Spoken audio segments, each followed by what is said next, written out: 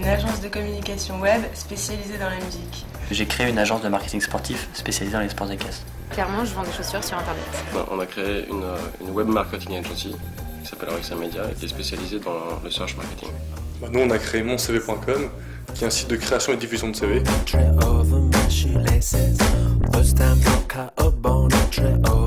Alors nous, on a monté en fait un site internet pour seniors qui fait de la mise en relation personnelle et professionnelle. Je travaille 12 heures par jour. Au bureau, j'y suis jusqu'à 21h30, 22h. Et je continue de travailler jusqu'à 1h du matin chez moi. Donc c'est limite du travail 24h sur 24. J'en rêve la nuit.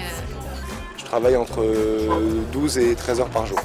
Le fait d'être à Cergy, on a vite pris le pli de travailler dans le RER, donc finalement c'est pas du temps de perdu, c'est aussi du temps qui est plus alloué à la réflexion sur un projet. Alors quand on est à Cergy, dans le bureau, là pour le coup vraiment c'est du travail, du téléphone, et donc on a peut-être moins le temps, on est peut-être plus dans le rush. Julien Morel et son équipe sont là pour nous encadrer, nous aider et faire foisonner toute la réflexion stratégique que peut générer un projet.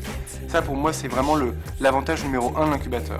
Ensuite, l'avantage numéro 2, c'est évidemment toute la logistique qui est derrière et qui permet d'avoir des ordinateurs, d'avoir des téléphones, d'avoir des impressions et de bénéficier de locaux sans aucun souci à l'essai.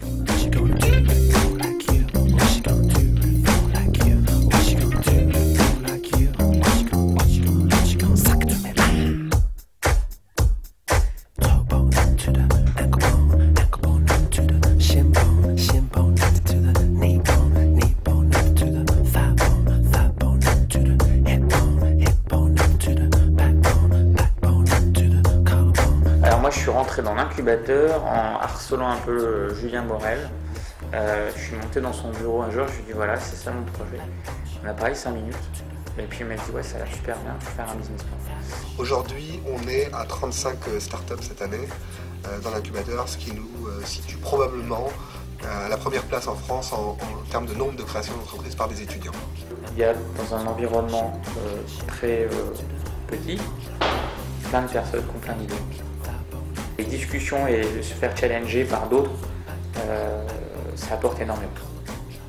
Alors Connectin, c'était un projet dont l'élévateur speech, on a l'ESSEC, je pense que les gens savent ce que c'est, c'était créer le JC2Co virtuel pour le jeu vidéo. C'est-à-dire qu'au même titre qu'un JC2Co met un abribus et change la pub, et ben nous, on leur fournissait des abribus virtuels pour mettre dans les jeux vidéo, sur lequel on modifiait la publicité.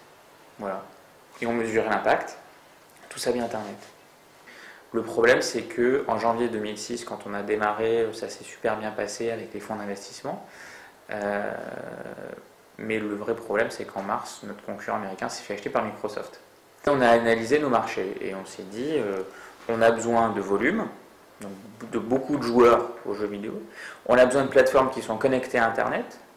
Et si possible, pas des Xbox de Microsoft. Bon, il s'avère en fait qu'il y a un marché qui s'appelle la Chine, sur lequel il y a 40 millions de joueurs tous les jours, dont tous les jeux fonctionnent sur PC, et tous les jeux sont gratuits. Donc en effet, la pertinence de financer le jeu par la publicité, elle était là, quoi. Donc on est parti en mai à Pékin. Et voilà, et on a, je dirais, démarré, continué l'aventure en Chine, avec un partenaire chinois. Et à la fin de l'année, on s'est mis d'accord pour lui céder notre technologie. Voilà. Et j'ai monté un site internet qui s'appelle Deezer.com. C'est un très gros jukebox. Et tu obtiens un site qui fonctionne pas mal. Mon premier million, je l'ai atteint en janvier. Et j'ai même atteint 1,1 million. Et c'était des visiteurs uniques sur Nielsen Net Ratings. Grâce aux activités qu'on développe aujourd'hui, je pense qu'on aura atteint notre premier million d'euros de chiffre d'affaires à la fin de l'année 2008. Si on regarde les budgets gérés, on a déjà dépassé le million sur l'année 1, puisqu'on a géré plus d'1 million d'euros de budget de publicité sur Internet. Écoute, à l'allure où on est parti, le premier million, ce sera peut-être dans 1 an et demi. 1 an, 1 an et demi, peut-être 2. D'après le business plan, notre premier million, après effectivement c'est le business plan, hein, c'est pour 2009. Mon premier million, 10 ans. Et ben d'ici là, il y a le 100 000, le 200 000, le 300 000 et on ira jusqu'au million comme ça. Donc dans 10 ans.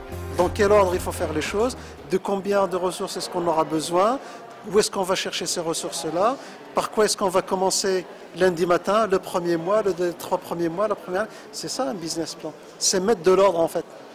Valider ses idées et mettre de l'ordre dans ses idées. Première chose que je regarde, c'est est-ce qu'il y a un besoin? Et est-ce que ce besoin est fort? Il est essentiel quand on lance une entreprise de répondre à un besoin fort de sa cible. Et bien souvent, les études de marché sont correctement faites à l'ESSEC, mais on n'insiste pas assez sur la catégorie qui a vraiment énormément besoin du produit ou du projet, parce que c'est eux qui vont acheter. Et c'est eux qui vont faire vivre l'entreprise. La deuxième chose aussi que je regarde tout de suite, c'est est-ce qu'ils ont bien analysé la chaîne de valeur de leur industrie pour se positionner sur la niche clé, intéressante, où il y a quelque chose à apporter dans l'industrie dans laquelle ils sont. Et ça, c'est aussi quelque chose souvent qui manque dans les projets. Les projets sont parfois trop globaux, veulent embrasser trop de choses, alors qu'il faut savoir découper, avoir une approche aussi cartésienne, et comprendre d'abord son industrie, la découper, et puis savoir comment se positionner sur la niche qui va leur permettre de démarrer. Troisième chose que je regarde vraiment, c'est est-ce qu'ils ont une vision?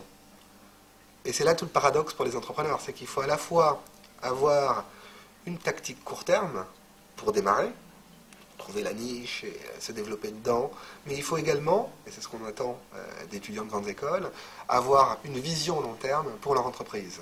Être créateur est un choix de vie, être entrepreneur, je crois que c'est aujourd'hui une nécessité. Qu'on aille de travailler dans une grande entreprise ou qu'on crée une entreprise à son compte, être entrepreneur aujourd'hui c'est une nécessité, créer une entreprise c'est une façon aujourd'hui d'être entrepreneur, mais être entrepreneur c'est au sens général d'être entrepreneur de sa vie, et ça c'est vraiment la caractéristique peut-être sociologique de la génération d'aujourd'hui. Mes stages dans les grands groupes m'ont confirmé dans mon idée que j'avais vraiment envie de monter une boîte. Franchement, la raison numéro 1, c'est la liberté. Donc voilà, on est vraiment libre de ses choix, libre on veut quand on veut, et il n'y a pas de limite, pas de cadre qui est fixé. C'est ça que c'est important, c'est le concept de dire je crée quelque chose à partir de rien et j'en fais ce que j'essaie de faire, j'en fais vraiment la pépite que je veux qu'elle devienne, et voilà, et je m'éclate dans ce que je fais. ESSEC Venture est rentré dans le capital de Voltasport. La société s'est créée en mai 2007 et que l'incubateur et ESSEC Venture, le fonds d'amorçage de l'ESSEC, est rentré au capital de Voltasport en janvier 2008. Donc il y a eu une gradation dans l'implication de l'ESSEC Venture sur un mode de je te fais de plus en plus confiance, effectivement tu nous as donné tous les signes de ton projet est sérieux, ton projet a du potentiel. Donc aujourd'hui on a envie de te faire confiance et de t'accompagner plus longuement au sein de l'incubateur, puisque tu pourras y rester jusqu'en décembre 2008, et par ailleurs financièrement, puisque c'est quand même des points importants pour une boîte qui se crée, d'avoir effectivement les fonds nécessaires pour financer son développement. C'est-à-dire qu'ensuite pour aller voir des fonds suivants sur les tours suivants, ou même voir des business angels, comme ce qu'on vient de faire, c'est vrai que c'est intéressant de pouvoir leur dire, nous on a un fonds d'amorçage qui nous soutient, qui est le fonds ESSEC.